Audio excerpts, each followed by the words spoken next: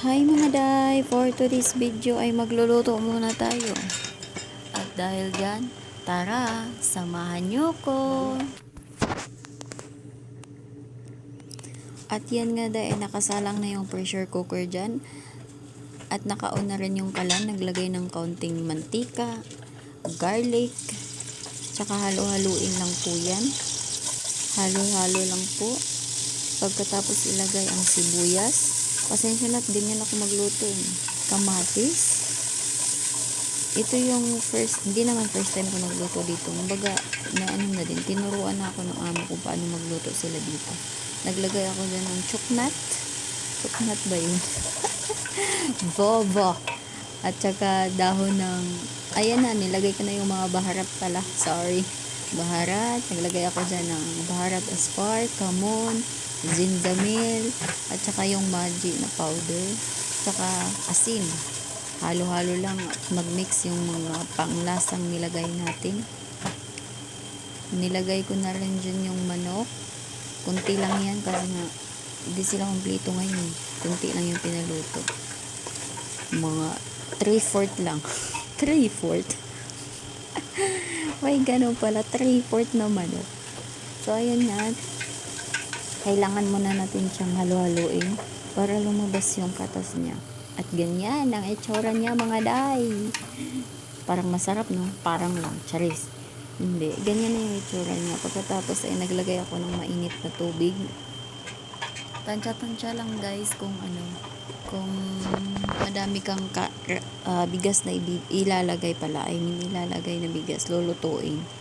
Kung madami naman, damihan mo na rin yung tubig mo. Ako kasi kunti lang, kaya kunti lang yung nilagay ko. Ayan, halo-halo na. At ayan ang itsura niya. Masarap yung itsura niya. Itsura lang pala. At tikman na natin to. Ayan. Medyo nakulangan ako sa asin, kaya dinagdagan ko ng kaunti. Kaya ayan naman. Tatakpan na yan. Papakuluin lang natin yan sa malakas na apoy ng 5 minutes. And then, 15 minutes sa mahinang apoy. Para nang lutong-luto talaga yung chicken. At dyan naman mga day ay gagawa naman ako dun. Tinatawag nila yan dito sabati. Sabati? Sabadi. Sabadi. Pipino yan at saka yogurt. Sabadi ata tawag nila dito. Nakalimutan ko na. Ayun, naglagay ako ng isang, ay hindi, 3/4 na pipino, isang yogurt. Tsaka panglasa na din. Nilagay ko ng panglasa. Nilagyan ko yan ng lemon juice, asin, garlic powder, mint garlic. I know, bobo. Mint pala yun. Ay, boba. First time mag voice over. Ano nangyari? Ayan, at nakulangan ako sa yogurt. Nagdagdag ako ng 1/4. Oba. Nagdagdag ng 1/4. Tsaka isasali na natin yan sa mga lagayan. 2 bata lang yung kakain yan. Yung pinakagusto nila pag rice yung kinain nila. Dapat may ganyan. So, ayun na nga. Pagkatapos na yan, ilagay natin sa freezer. Ay, hindi pala. Sa ref lang para lumamig at hindi mainit. Charis. Hindi ilalagay yan sa, sa talaja. Charis. Ilalagay sa talaja para lumamig. At dyan naman ay gagawa tayo ng kanilang pangbansang salata dito. Charis. Hindi naman. Ayan, naghiwa lang po ako ng kamatis. Kunti lang yan kasi nga, sabi ko nga, hindi sila kumpleto dito at hindi sila lahat kumakain ng salata. Ewan ko ba kung bakit. Naghiwa lang ako ng 1/4 na kamatis dyan. Tsaka tingnan niyo yung pipino. 1/4 lang din yan. Yan yung tira kanina sa nilagay ko sa yogurt. At yan, hiniwa ko na yung pipino dyan ng maliliit na nahiwa. Kasi yun yung gusto ni amo, maliliit na hiwa. Ayaw niya ng malalaki kasi hindi daw pasok sa kutsara niya. Hindi, ayaw, naghiwa na nga ako.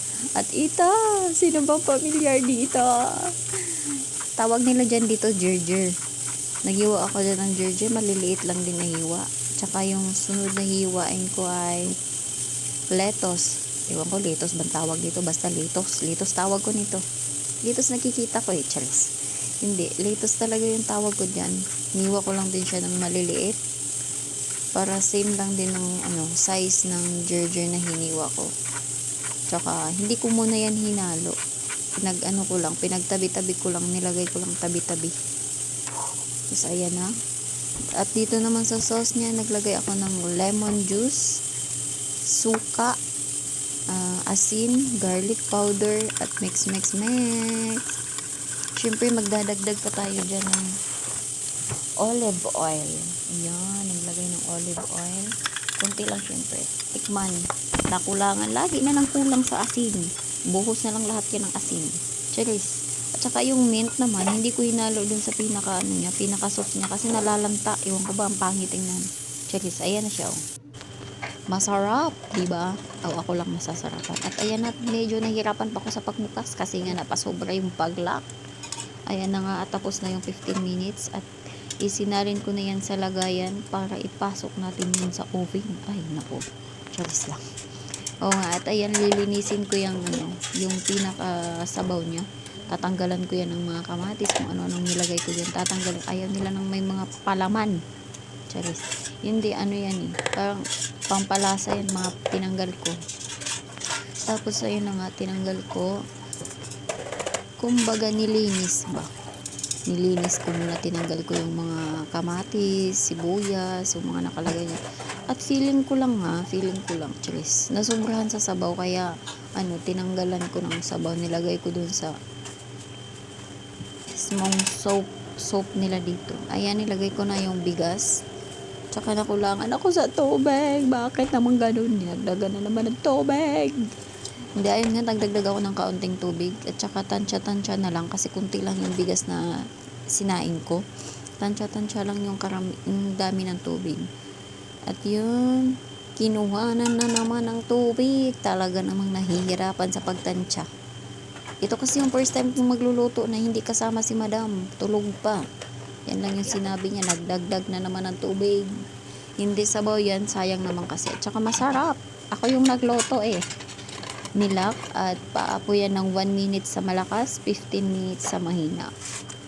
At ito naman yung chicken, lalagyan ko lang to ng sauce. At ipapasok natin yan sa oven para maluto. Charis, hindi ko na video yung paano yung itsura niya na naluto na siya. Pero masarap, guys. Masarap siya, masarap. Hindi, ayun nga, ipapasok na yan sa oven ngayon. Lulutuin lang yan ng mga 15 minutes sa mahinang apoy. At yan na muna, guys, for today's video. Bye!